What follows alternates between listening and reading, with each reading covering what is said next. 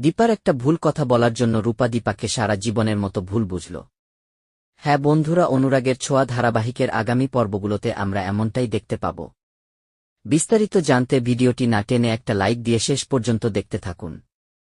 সাক্ষ্যদীপ বাবু জিজ্ঞাসা করে, কোনো অপরাধে আমার মেয়েকে এতটা অপমান করা হচ্ছে? তারপরে দীপাকে বলে, নিজের মেয়েকে কেউ অবিশ্বাস করে। তারপরে দীপা বলে, আমরা কেউ রূপাকে অবিশ্বাস করিনি, তবে উর্মি আমার বোন হয়।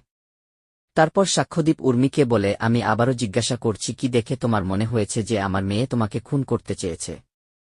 ঠিক সেই মুহূর্তে দীপ সবার সামনে স্বীকার করে যে রূপা দিদিভাই আমাকে আমার মায়ের হাত থেকে বাঁচাতে গিয়েছিল, আর তখনই মা পড়ে গিয়েছিল। তবে মা রাগের মাথায় উল্টাপাল্টা কথা বলছে। তখন দীপা বলে, তুই কি সত্যি কথা বলছিস? দীপ বলে, হ্যাঁ। দীপা বলে, তাহলে তুই এই কথাগুলো পুলিশের সামনে এই কথাগুলো বলতে পারবি? তখনই জয় বলে, আমার ছেলে পুলিশের কাছে কোনো স্টেটমেন্ট দিবে না। তখন দীপা বলে, সব ব্যাপারটাই যখন পরিষ্কার হয়ে গেল, তাহলে ব্যাপারটা তোমরা জটিল করছো কেন? এইদিকে দেখা যায় রূপা একা একা দাঁড়িয়ে কান্না করছে। তখন সাক্ষ্যদীপ বাবু দেখে রূপাকে সঙ্গে নিয়ে চলে যায়। এইদিকে রূপাকে নিয়ে বাড়িতে আসার পরে চারু আর সাক্ষ্যদীপ বাবু মিলে রূপার মন ভালো করার চেষ্টা করে। তারপরে রূপা ভাবে, তোমার মন জুড়িয়ে শুধু আমিই রয়েছি বাবা তোমার জীবনে। এইদিকে বাড়ি থেকে পুলিশ চলে যাবার পরে উর্মি দীপাকে বলে, আমি ইচ্ছা করে পুলিশ অফিসারকে মিট স্টেটমেন্ট দিলাম।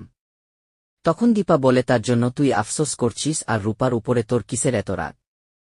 তুই কেন চাইছিস যে তুই রূপাকে শাস্তি দিতে? আজকে রূপা তোরই ছেলেকে বাঁচাতে গিয়েছিল, আর তো ছেলের জীবনের থেকে তো গালের দাগ এর দাম বেশি।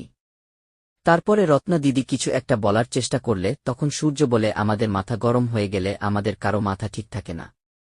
কিন্তু তাই বলে আপনি আপনার মেয়ের একটা আরও বাড়িয়ে দিচ্ছেন, আর আপনি কেন চাইছেন যে এই অশান্তি বাড়িয়ে যেন কোনো শেষ না হয়?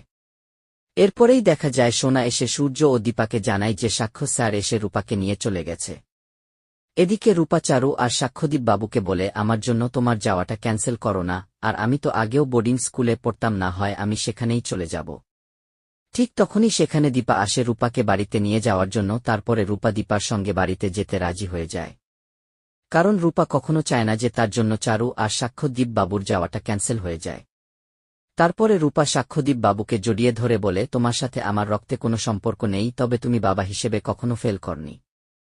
তারপরে সোনা রূপাকে জিজ্ঞাসা করে, তুমি বোর্ডিং স্কুলে যাওয়ার কথা কেন বলছিলে? তবে দীপা বুঝতে পারে যে রূপা তার উপরে অনেক অভিমান করেছে।